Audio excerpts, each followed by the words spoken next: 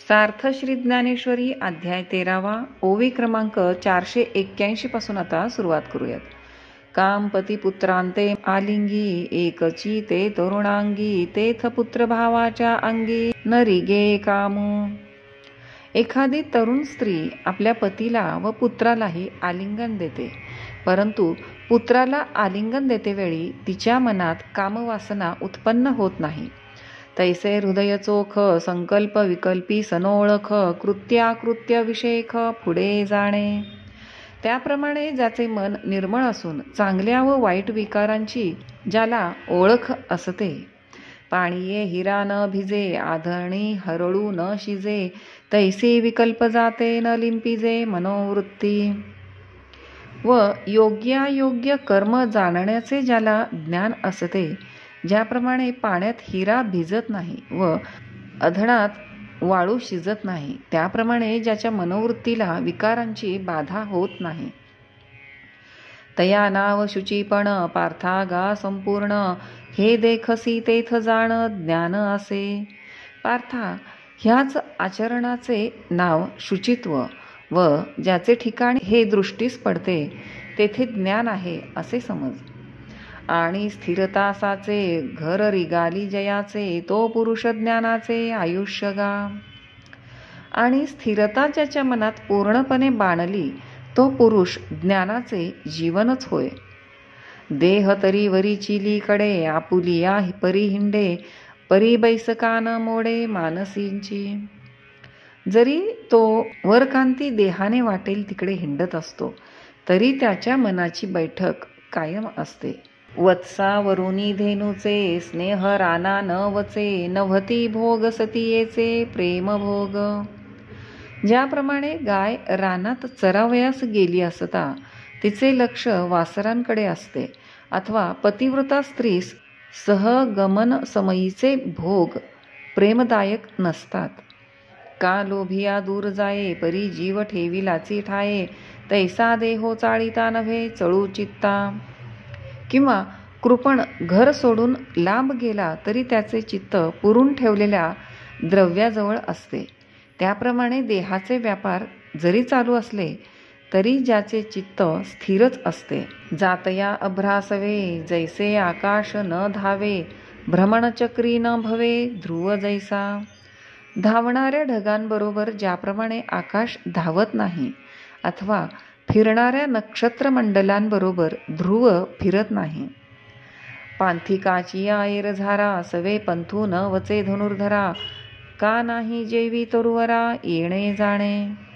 अर्जुना, प्रवास करणाऱ्या मनुष्याबरोबर ज्याप्रमाणे रस्ता चालत नाही किंवा झाडे जात येत नाहीत, तैसा चळन वळनात्मकी असोनी ये पांचभौतिकी भूतोर्मी एकी चळी जेना.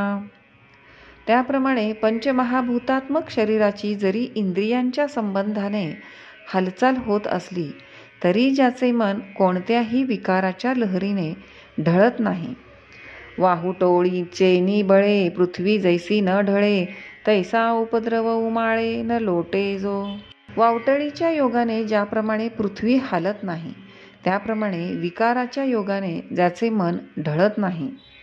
दैन्य दुःखी न तपे भय भव शोकी न कंपे देह मृत्यू न वासिपे पातलेनी. दारिद्र्य व दुःख यांपासून जो पीडित होत नाही, भीती व शोक यांपासून जो व्याकुळ होत नाही, व देहास मृत्यू आला असताही जो भीत नाही. आरती आशा पडी भरे वय व्याधी गजरे उजू असता पाठी मारे नवे चित्त. एखाद्या वस्तूची बलवत्तर आशा, वार्धक्य, तशात व्याधी यांचा भर अंगावर प्राप्त झाला असता ज्याचे चित्त डगमगत नाही. निंदा निस्तेज दंडी काम लोभा वरपडी परी रोमा नव्हे वांकुडी मानसाची. निंदा, अपमान, दंड, काम व लोभ यांचा वरपगडा झाला असताही ज्याचे मनाचा केस सुद्धा वाकडा होत नाही. आकाश हे ओसरो पृथ्वी वरी विरो परी नेणे मोहरो चित्तवृत्ती. आकाश तुटून पडले किंवा पृथ्वी विरून गेली तरी त्याची चित्तवृत्ती माघारी फिरत नाही. हांती हाला फुली पासवणा जेवी न घाली, तैसा न लोटे दुर्वाक्यशली शेलीला सांता. हत्तीला फुलाने मारले असता त्याचा मार जसा त्याचे पासंगालाही नसतो, तसा सलण्यासारख्या शब्दाचा प्रहार केला असताही ज्याला ते सलत नाही. क्षीरार्णवाचिया कल्लोळी, कंपू नाही मंदराचळी, आकाश न जळे जाळी वणवियाच्या.